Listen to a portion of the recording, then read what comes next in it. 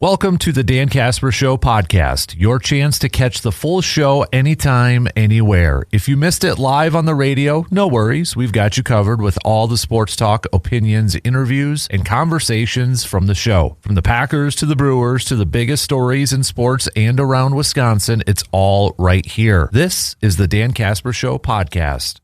All right, here we go. Second hour kicking off right now, flying through on this Monday morning. Thanks for making this a part of your start. If you are up and at it, hopefully you had a fantastic weekend. If you did, share it with us for our VFW Post 305 best and worst of the weekend. You can hit us up on that Shoe Doctors bullpen line, 715-830-1912, or hang out in the Section 105 chat on the video stream. Let's kick off this hour talking some more baseball. We'll talk some more Brew Crew baseball here as the Brewers now heading out west to take on the Giants for a 3-game series that starts tonight. So it'll be late nights for these next few games here for the Brew Crew. So Brewers fans are going to have to stay up a little bit later. But Giants and Brewers tonight, Game 1. Brandon Sproat is on the mound here for the Crew. Sproat coming off his latest appearance against the Mets back on the 21st, where he went 4 2/3, gave up 2 earned runs, did issue 4 walks and 4 strikeouts in 19 games. 17 of those he started. He is 3-5 with a 5.09 ERA. Tyler Mahl's getting the start for the Giants. He is 2-9 with a 5.31 ERA.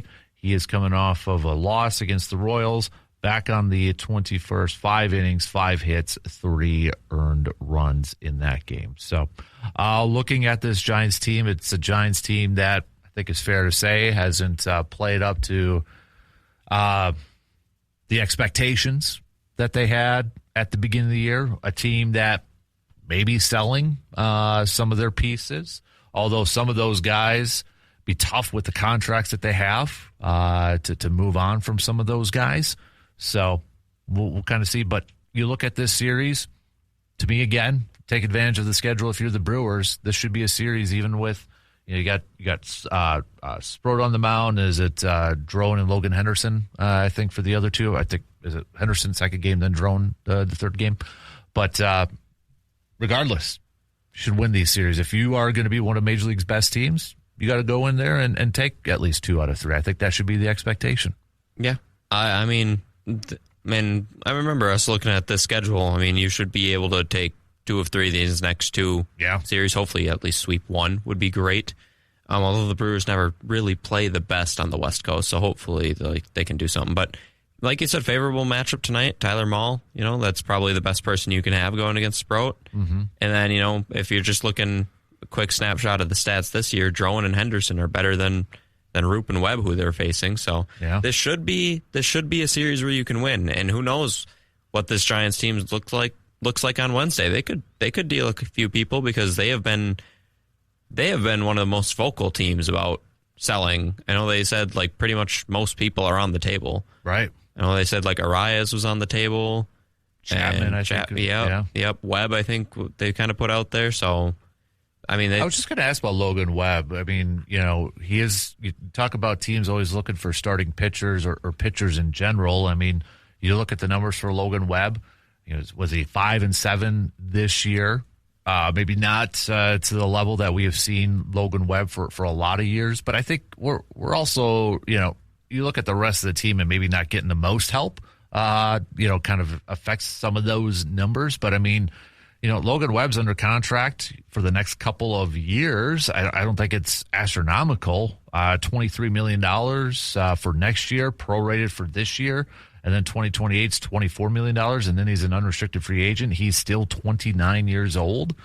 I mean, surprised maybe not hearing a whole lot more about him. He has been mentioned a little bit out there, but maybe it's just because the likes of Skubal and Kevin Gausman kind of are overshadowing that.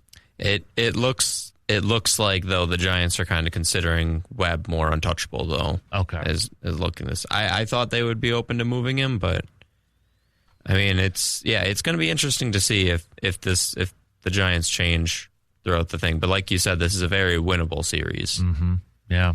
Yeah, and then you mentioned that, not to look too far ahead, it's the Angels on there, and then they return home against the Pirates, and then you got the Twins, and then they go back to the West Coast for a big stretch of games with the Padres, and then the Dodgers on there too. So, but first things first, you got to take care of business against these teams that should be winnable games. And years past too, I think you've heard a lot from Brewers fans that they play down to their competition. I don't know if we could say that though this year, really, when you think about this Brewers team.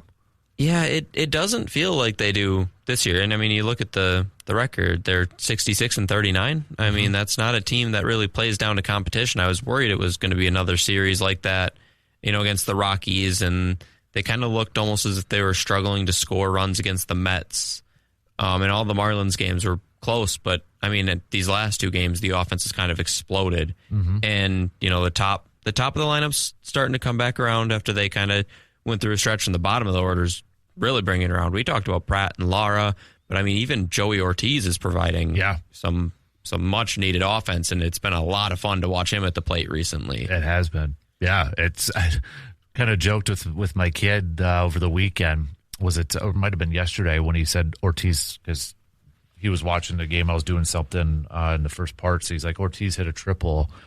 I'm like, is he starting at short or third? He's like, third. I'm like, well, there's why. But it's kind of that's the feeling it feels. With Ortiz. And the funniest thing is, people will say your defensive position does not matter. With him, it seems like it does. Yeah, he starts at third base. Last night he had a double and a triple. Like 3 or 4 days ago, he was on cycle watch. Yeah. And then he has one game at short in between those, and he goes 0 for 4 with 2 strikeouts. I absolutely do think there is at least a mindset that goes into it. Maybe it just takes some pressure off, but it is funny how it seems like when he shifts to third, his offense, he produces. Right. I don't know if it's just this comfortability. Does he not use a lot of energy that he does, like running around at I don't know. It's such an interesting. It's going to be an interesting when this season's done with, to kind of look at the final numbers of Joey Ortiz from third to shortstop from an offensive standpoint. Heck, even third. This is kind of a blanket statement, but some of the defensive plays he's made at third have been almost more impressive than what he does at shortstop, it feels. And that's a high bar, though, too, because he has been. He's a fantastic defender wherever he's at. But some of those plays that he has made at third, it's just, man, he's a special player. When he's like playing this well, he is a very special player. And remember, like when they got him, that first initial year, and he played third for because Adames was your shortstop, and I think he ended the year with like a 245 average. I remember he was hitting in the 3 spot for a few times that year. Yeah, 239 that year with a 726 OPS. And then the 2 years at short, he looks abysmal at the plate, basically, just to put it just to say it how it is. But, I mean, maybe there is something there. I mean, I would love to see him at third. I can't find the splits, but it'll be interesting with Ortiz, too. We were talking about C.J. Abrams and then, some of these other players, potential third basemen. How Ortiz finishes the season from the plate. And I look at what the Brewers did this past offseason with Caleb Durbin and Isaac Collins. The thought was, okay, the Brewers kind of knew or know that they may have already hit their peak, so they're going to cash in. Is that something maybe to watch? And I know this is way down the line here, but when we get to Ortiz, from, let's say he finishes off the season playing really well from the plate at third base, is that like for the Brewers, hey, let's cash in on that because we got a Fisher coming up potentially, or seeing what they do at the deadline way down the line here, but that'll be interesting to kind of follow too with Ortiz. Yeah, it definitely will be. I mean, he'll just start his arbitration. You can't project that he's going to make too much. Right. So, I mean, I'd even be fine if they, because you do have Madej coming up. I'd even be fine if they did want to keep him around as a utility infielder because he can play all three. He can play third. He can play short. I think he's even played a little bit of second. So I'd be completely fine even just keeping him around. Yeah. Or if Madej doesn't progress the way you want, I mean, he starts the year in AAA. If we have baseball next year, I mean, it will be interesting to see what happens. There's nothing wrong with having too much depth. Oh, yeah. There's nothing wrong with that. And I think right now when you look at this team, I know one of the questions that a lot of people are asking is how do you play all these guys? And then I know Pat Murphy has alluded to that, that's the game.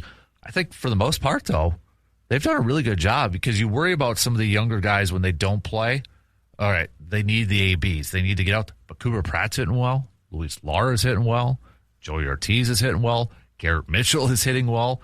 Whatever plan they got, I think, is working really well. Pat Murphy has figured out that rotation, and I think a lot of it is just that the guys are buying in. I think that's the biggest thing is that these players are buying into the plan. They're buying into the game plan, and winning helps a lot, and that's what the Brewers continue to do here. So I think Murphy. Last thing, I think Murphy's a player's guy. Mm-hmm. People want to play for him. Yeah, it's kind of almost the opposite of Counsell. Kind of seems like that way. Yeah. Really quick, Brewers record 39-25 against teams who are 500 or better. So if you do the math, 30-14 against teams who are under 500. So I don't think we can say that they're playing down to their competition. They're playing well against everybody so far. All right, we got to take a quick break. Back with plenty more, though, coming up after these few words. Got to give a shout out to our good friend Clay from Service Master Chippewa Valley. Once in a while, Clay will drop off coffee for the crew here, and I did that this morning. So big thanks to Clay and Clay, one of our big time supporters here.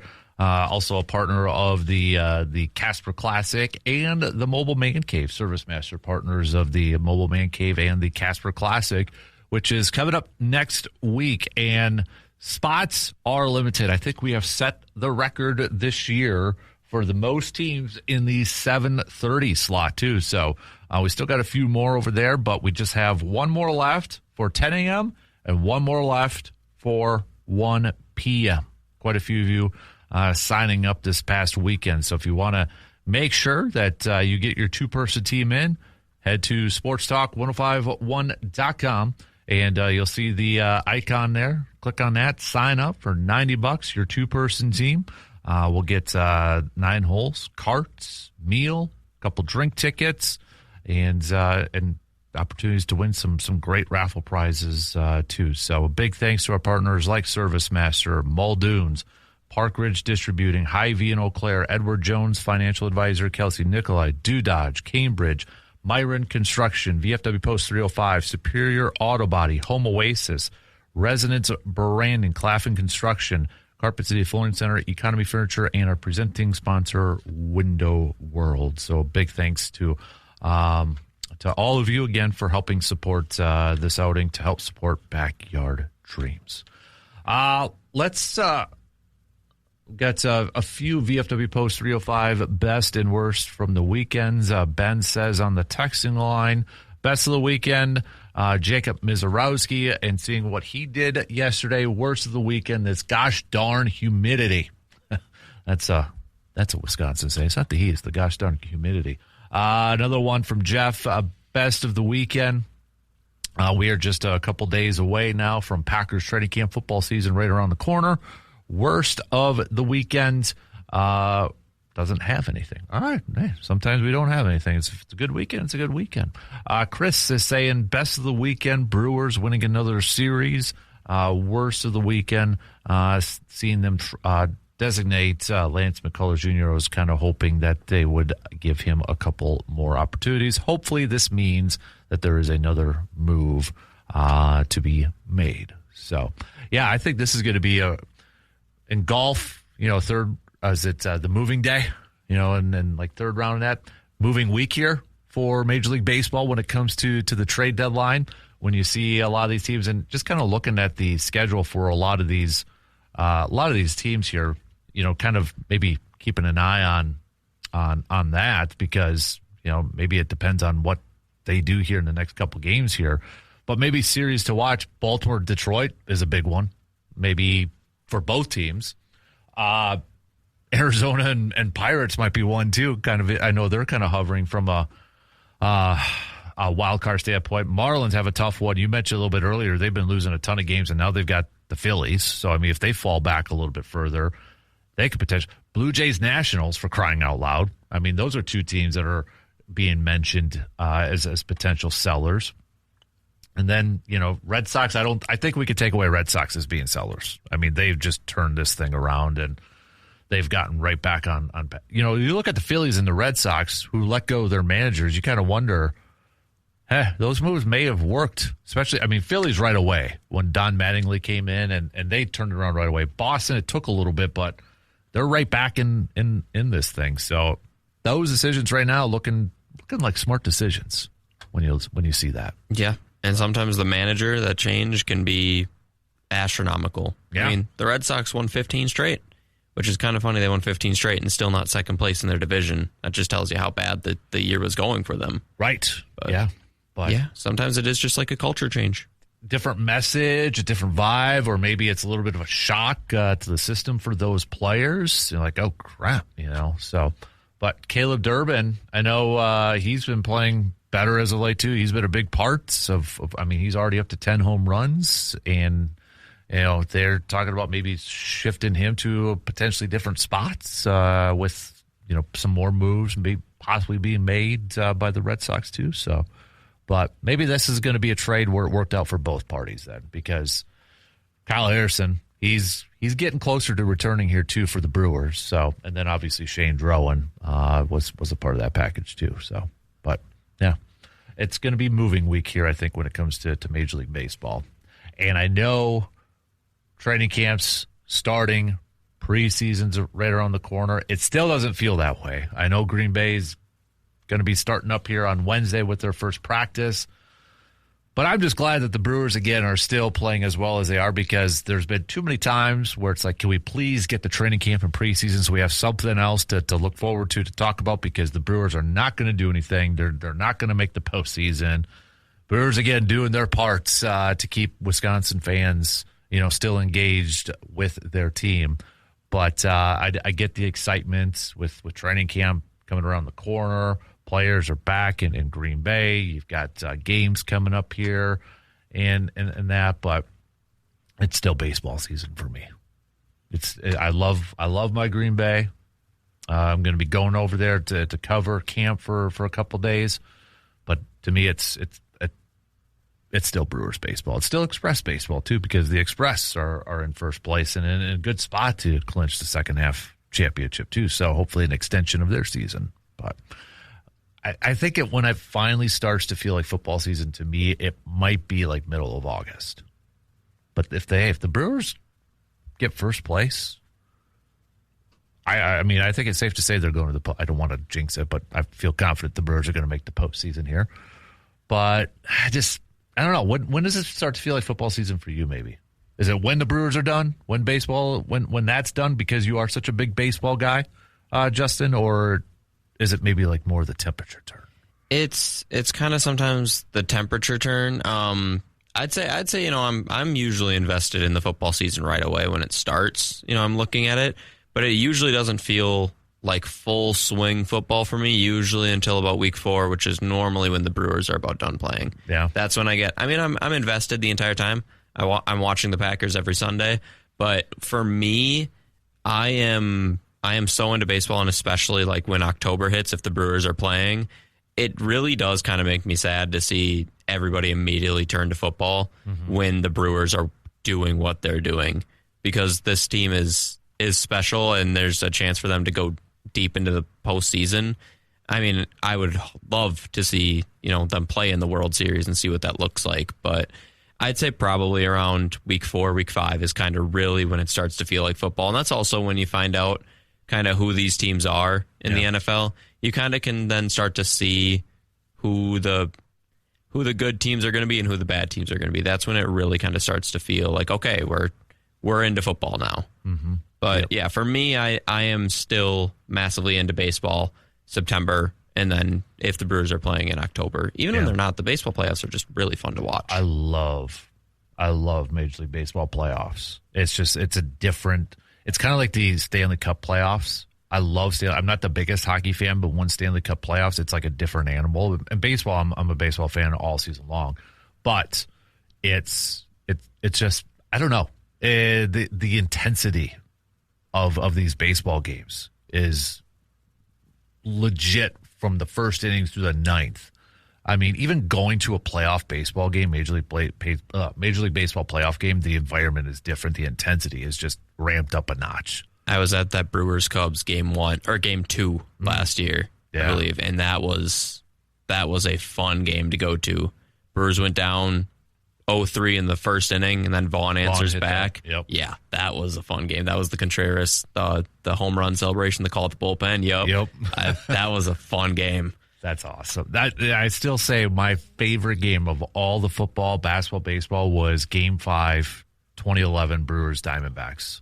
And I was there, and just that from first pitch to all the way through, easily the best atmosphere I've ever. Just the intensity, and then, Axford not closing it out, and then Niger Morgan we were all just sitting there like, Morgan, just get Braun up to the plate, because Braun was on such a heater, and then the little dribbler up the middle, and I had the confetti saved from that game, and then my wife threw it away. In my beer cup that I saved from that too, because the confetti was just like piling in there, and don't have that anymore. So, but watching that Legends game, it just gave me those memories too, like seeing Braun, and McGee was part of that. And I know Jerry Harrison Jr. kind of replaced him in that, but yeah, I want to get back to. Even last year too. We've been spoiled to kind of make these playoff runs, but I think it's fair to say too we would just want a little bit more, just a little bit more to get over the top. If you can make an NLCS and finish it in Milwaukee, there's a chance. Yep, I agree. Best from the weekend from one texter, don't have a name, can't give you any cred, but it says best of the week, LeBron going to Philly so we don't have to hear about where he's going anymore. I will say I was a little surprised he did choose Philly. Not maybe from a talent standpoint. I thought he'd want to stay in warmer weather, whether it was West Coast, because a lot of the reports were saying it was up to his daughter, and family was a big reason, because did he want to uproot his daughter at the young age? So I'm like, okay, that means it's Golden State then, doesn't it? Or if it's just warmer weather, it's either that or Miami or going back home to Cleveland. But all right, he's going to Philly. It's weird going to the fan base with probably the worst fans, at least in the other sports, when it's a family decision. That's just kind of funny hearing that. Yeah. Expectations, though, for the 76ers is going to be incredibly high for next year when you look at that team, and rightfully so, it should be. We'll see if they can play up to that. But, yeah, on paper, they look like a really good team. It's hard to argue against that. You could thank Boston, though, maybe for giving Philly Jaylen. The question is Jaylen Brown is not with the 76ers. Is LeBron going there? I don't think so. So, might be thank you to Boston for making that trade. So, all right, we got to take a quick break. Back with more in just a couple minutes. When your vehicle needs attention, make it easy on yourself. Just trust the team at AGM Automotive in Eau Claire. With 2 convenient locations, AGM Automotive makes taking care of your car, truck, or SUV simple. Need service? Hey, scheduling an appointment is quick and easy. Just visit ajmautomotiveservices.com and book online when it works for you. And if the unexpected happens and you're stuck on the side of the road, AJM's towing service is there to help you get you and your vehicle where you need to go. From routine maintenance to unexpected repairs, AJM Automotive Services is your local partner for honest, dependable auto care. 2 Eau Claire locations, easy online scheduling, trusted service when you need it the most. That's AJM Automotive, where they keep you moving. So, again, Brewers tonight, 8:45 first pitch. You can listen to the game on the radio dials of 105.1 FM and 790 AM. Coverage will begin about 35 minutes beforehand for some pre-game coverage. So, again, 8:45 first pitch. Going to be a late one for this week, Brewers fans, with the Brewers out on the West Coast for a little bit of a West Coast trip, and then they'll be back home for a little bit, and then they got to go back to the West Coast later on here. So, with the trade deadline 1 week from today, if we look at it just from a Major League Baseball standpoint, it doesn't necessarily have to be the Brewers. It could be the Brewers. But what is the team, Justin, in your opinion, that you're really kind of watching, or you're really curious to see if they either are going to be buyers or they're going to be sellers? Or who do you think is a team that has a big week this week to maybe determine that too? That's probably Pittsburgh and Arizona are the two really big ones in my opinion. They're both kind of those fringe last wild card spot teams, and I could see those two either pushing all the chips to the table or maybe just waiting and biding their time. I mean, Pittsburgh, I remember their fans were boasting about having one of like the best offense, if not the best offense in the league, or close to it, I guess. But so I'd be curious to see those two teams, what they do. Pittsburgh is an interesting one too because they did spend a little bit in the offseason. You have Paul Skeens. Do you want to try to get to the postseason? I think Major League Baseball would love to see Paul Skeens, in the postseason. But, you're Pittsburgh. Do you try to make a couple more moves to just get into the postseason? Because they did spend a little bit more this offseason. So I think Pittsburgh is definitely an interesting team to watch and see if they do become buyers and maybe try to push that needle or just push the chips in, like you said, to kind of get across that finish line. I mean, Brewers are an obvious pick too. I mean, how aggressive are they going to be? If we go to Adam McCulvey's piece at Brewers.com, how aggressive will they be? Will they make moves? Okay, I'll throw out an informal poll to people, and you can hit us up with the text. Do you want the Brewers to make a couple of big moves? Do you want them to be buyers, or do you want them to stand pat? They're not going to be sellers. I think they're not going to do another Josh Hader type. I don't think that's in the cards. And if that was, shame on them. Would you rather the Brewers stand pat because, hey, they're winning a bunch of games, you don't want to mess with chemistry, whatever your reasoning may be, or do you want to see them maybe be aggressive and add a player or two? What would you prefer? With how, deep the prospect pool is, I would like to see them add a piece or two. Maybe add honestly, and even, I know we're everybody's excited about CJ Abrams. I'd be fine if they left the field where it is and even just added another starter for depth and somebody at the back end of the bullpen. Like, go out and get like one of the kind of middle starters, and then add Mason Miller would be like perfect, I think. You don't need to do Skubal. You don't need to make a big splash with a starter. Just somebody that can give you innings and depth and still contribute to the team. Right. There was one piece on there, and this was from, I think, a blog, but one pitcher that has been attached, I feel like, for a lot of teams the last couple of years, and even the Brewers, was Soriano from the Angels. And one article mentioned about Jefferson Kiro being a part of that. Now, Brewers love Jefferson Kiro from all accounts. He made his Major League debut earlier this season. And when you look at, I mean, you got another catcher there at Double-A and Marco. But to me, if they do trade Kiro, I think that's almost a good sign for everybody that wants to see Contreras at least for maybe another couple more years. Because Kiro is just like, that's where I feel with Contreras, and maybe I'm saying this too because he's my kid's favorite player. But I almost feel, is this the last year or is next year for sure the last year of Contreras? Just because contract-wise and getting to that point, are they going to hand the reins to Jefferson Kiro here? But if you trade a guy like Kiro, then I think that kind of means, okay, no, Contreras is still a part of the immediate and maybe the short-term future for the Brewers. But Kiro would be an interesting one if they were to flip him for something in return, considering the depth, too, at that catching spot.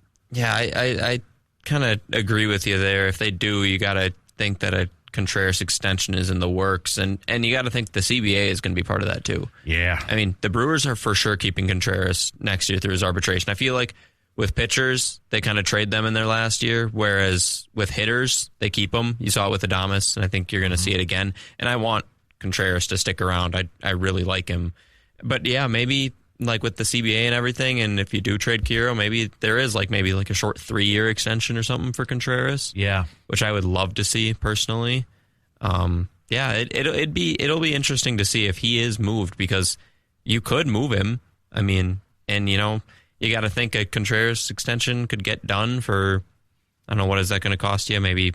Well, like he's got a player a club option for next year, and it's $14.5 million, which I think if you're the Brewers, that's easily you pick that up, right? 14.5 for Contreras. Yeah, 100%. You pick that up if that comes to fruition. You're paying him $9.4 million this year. They avoided the arbitration with that 1-year deal with the club option that they signed beforehand. So, and then he would be a unrestricted free agent in 2028. But yeah, I think so much is going to be dependent on what does that CBA look like. Does it have any ramifications on whether there's going to be a salary floor, salary cap, which I kind of chuckle. I'm sure you've probably seen the commercials from Major League Baseball out there, really pushing the narrative of fans want this salary cap, and they're putting the public pressure on the players union and that. So I chuckle at that, but yeah, I mean, if there is something where maybe it kind of lowers the value of some of these contracts, because if there is a salary cap, I wouldn't mind Contreras sticking around for a couple of years, not only from an offensive side, but I think he is a big reason why this young pitching staff has so much success too. Oh, 100%. He's back there calling the things, and it's funny you talk about the ads, because I'm pretty sure on YouTube one time I saw one from the players that was like, don't restrict our money. And I'm just thinking, if you're the common fan, I don't care. You make so much more than everybody else. Yep, because I think the player, if we did like a poll, I think the majority would side with the messaging from Major League Baseball, salary cap. Yeah. When you hear a player who's making multi-million dollars and saying, hey, don't restrict us from the amount, you're not going to win a lot of fans support with that. This is such a big PR battle. I don't know if it'll make a difference in the end, to be honest with you. When I see those, I just kind of just chuckle and shake my head. I'm like, that's kind of funny. I'd even be fine with just implementing the floor, which sounds like a floor has been agreed on, and it was like 170 or something like that. Yeah. So the Brewers would have about $35 million more to spend. Yep. So you got to spend it somewhere. Contreras extension could be one of the spots. Yeah. But yeah, I'd be fine even if the CBA just ended with just a floor this time, and then revisit a cap next time around. I agree. If the Dodgers win another 3, I don't know how long the CBAs are, but if the Dodgers win another 3 championships in that time period, maybe it's even in writing. If a team repeats, 3 times, a cap is going to be needed or something. It's going to be interesting to see who does win the World Series this year, because I think you can make one argument. You look at all these teams that are still in it. We're talking about buyers and sellers. And it's great, I think, from a player's standpoint, they can use that as their argument. See how many teams are, but if it all said and done is still the Dodgers that win it, then that's why that's where the money comes in, is the playoff success, right? I mean, I think that's where we kind of look at it right now. Yeah, Brewers and some of these teams, they make the postseason, but it's like when they run into the big spending teams, not all the time, but it seems like more so as of late, it's the big spenders are the ones that come out on top in the playoffs. Well, and it helps that the Dodgers can rest Snell and Glass now as much as they want and have them ready for the season. Brewers can't rest Mizorowski for 30 games. They need him, basically. Yeah, exactly. So a couple more texts before we have to take our final break for the second hour. Surveyor Sam says, best and worst. Best, going on the annual canoe trip with my cousins down to St. Croix and catching a 38-inch muskie. Worst, water level being so low that the rapids were more of exposed rocks and us having to portage much of the second day. Jared from Manitowoc says, best about the weekend, drank a lot of beer. Worst about the weekend, drank a lot of beer. So, been there before. All right, let's take a quick break as we start to wrap up the second hour. We'll be right back in just a couple minutes. The countdown to fall sports is on. From Friday night football to volleyball, soccer, cross country, athletes across the Chippewa Valley are getting ready to compete. But when injuries happen, getting the right care matters. Chippewa Valley Orthopedics and Sports Medicine specializes in helping athletes get back in the game with expert orthopedic care, sports medicine, and treatment that you can trust. Whether you are a weekend warrior or a high school athlete chasing your goals, their team is here to help keep you moving. Chippewa Valley Orthopedics and Sports Medicine, your partner in staying active, healthy, and ready for the season ahead. I have another texter. Kevin says, best of the weekend was watching the Brewers Legends game. I had a lot of fun with that question. Who was a legend that wasn't there that you would have liked to have seen play in the game? I think the easy one for me would have been Prince Fielder. That would have been, and I know BA did say that he was invited. Nigel Morgan was invited, just scheduling conflicts. I think Robin might have been a little too old, but that would have been kind of fun to see Robin Yount out there and maybe try to hit one off of Ben Sheets or something. I'd throw his name. Paul Molitor might still get a base hit. I mean, he's collected a few in his day and age. So I think Fielder, though, would have been just to see that violent swing, and if he could have tattooed one over the fence. Maybe he was upset we traded his kid. That too. So I know CeCe was busy with Hall of Fame, but that might have been another fun one to see CeCe Sabathia back there and playing in that. So yeah, CeCe might be my pick, or Ricky Weeks. Ricky Weeks is a fun one. Yeah, where was he? He's still with the organization. I think so. Yeah, maybe he can't. I don't know. I don't know. I didn't even think of Ricky Weeks. He's got an office position with him. Yeah, I didn't think of that. Hey, maybe 5 years Craig Counsell can play in that because he might not have a job. So I don't think we'd want to see him play in that. Yeah, I don't. Yeah, that. Yeah, I remember. We'll save that for another time. When I went down to Arizona, they had a picture of their team, or kind of like a band, almost like a Champions thing, around the outside where you go to sit. And I saw Craig Counsell on one, and I took a picture and sent it to my dad. Said "enemy spotted." Nice. Do you think whenever it's done, maybe he doesn't win a World Series with the Cubs? Eventually, he'll be welcomed back, like a Favre, right? Possibly. See, here's the thing. I was talking with my dad about that. I don't know, because when Favre left, he went to the Vikings, who is not really considered. I mean, for us, that is the Packers' biggest rival because of position base where we are. But if you were down in Green Bay or asking anybody down there, the biggest rival is the Bears. It's very geographic. Yeah, so Favre went to still a divisional rival, but people wouldn't say the greatest rival. And he did that because he was like, well, I want to play them 2 times a year. I want to beat them 2 times a year. And this was like, he kind of, I feel like for him it was, well, they traded me. They didn't want me. I'm going to show them that I've still got it. Counsell left when the Brewers were winning. They were in their prime. They were winning the division, and he went to their biggest rival. I'd consider the Cubs the biggest rival right now. Mm-hmm. I hate losing to them more than anyone. He went to their biggest rival in the Brewers' heyday because they offered him a big bunch of money. And the difference with him and Favre is Counsell is he's the manager, not a player, and he grew up here. And I remember when he became manager here, he had that big, I know who you guys are because I am one of you, like discussion with, like talk to, like commercial with the fans. That was like, he's the manager now.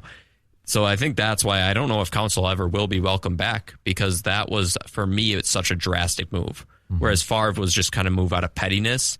Counsell, that was a very conscious decision.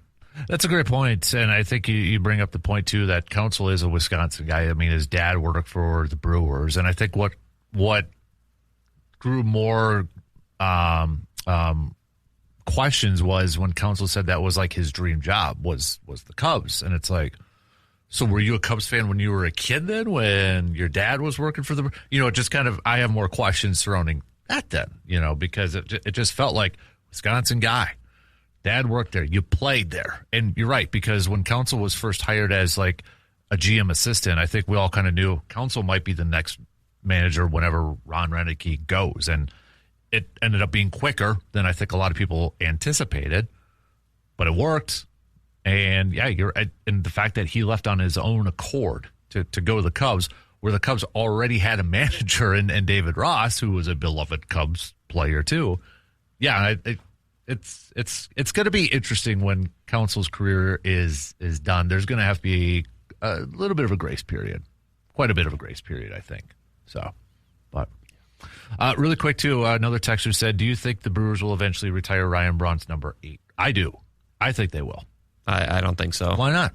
I think the PED stain was big enough for them not to do it. It might be kind of like an honorary thing where it's not, Nobody really ever wears it again out of respect. Mm-hmm. But I don't think it's getting retired because of that. And honestly, I don't know if he did enough. I'm going to be honest. I mean, retiring a number is the biggest honor somebody can have. Mm-hmm. And maybe they do. But I'd say, like, right now, I don't know if anybody gets that honor. If the Brewers win a couple World Series with Yelich, and he's like a big part of it, maybe even World Series MVP, I could see him getting it. I don't know if Braun, because of the PED scandal, if he gets it. I think he does because Mark Anastasio loves Ryan Braun. Their relationship. The fans obviously still love Ryan Braun. He kind of got, was it the wall and the walk at the same time? That was kind of the next step. And I think it's one of those two, as more time passes, it becomes a thing. And honestly, I feel like, too, just the fact that the Brewers don't have a lot of numbers retired might play into it a little bit because there's not a lot going there. Or it could be, the honorary thing where nobody has worn 8 since then, right? Nobody's donned the number 8 Brewers jersey. But the wild card for me is Mark Anastasio because that's Mark Anastasio's guy. That's Ryan Braun's his guy. That's his dude. Obviously, still a great relationship.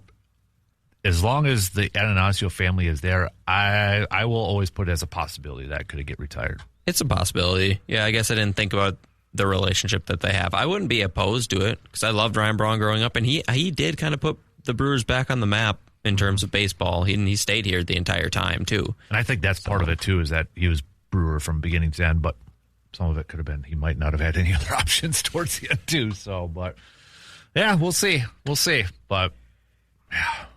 I don't know what other Brewer would have their number retired. Currently, none of them. Like you said, Yelich, if they win a World Series. If they win a World Series, Pat Murphy's going to have a statue. So, I mean, that takes care of that. So, he'd go down as the best manager in Brewers history in 3 years, 2-time, back-to-back, maybe even 3-time, back-to-back-to-back. So, all right. Shot clock's going to cut us off. Thank you, Justin, for hanging out with us for a couple hours here this morning. We are approaching halftime. Reminder, we're going to talk some Eau Claire Express with Pete Knutson coming up in about an hour. But continue to send us your